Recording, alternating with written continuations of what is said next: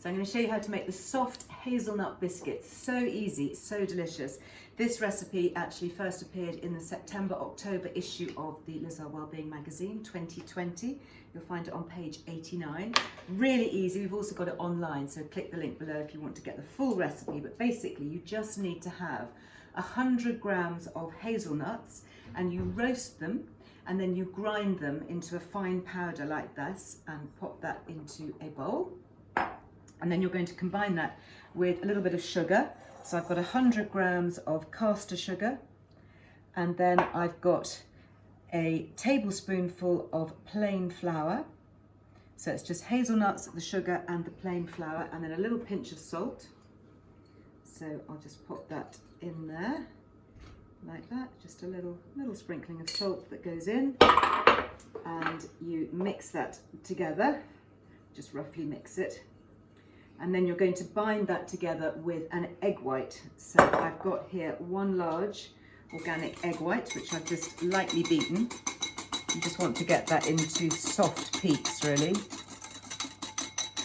And then I'm going to pop that into my mixture here.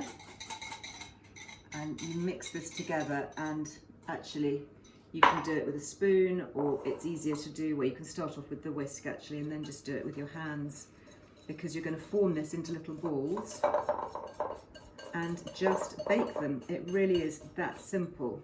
So that's just combined the mixture. You can see in there that's combined really well, really easily. So you then just take clean hands, obviously, mix that together. It smells really hazelnutty. If you're a hazelnut fan, maybe you're a Nutella fan, then this is a really good, easy recipe.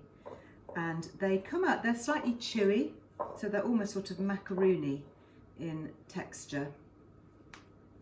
So I'm going to make them into little balls like this, and then you pat them down into a little cookie shape and pop them onto some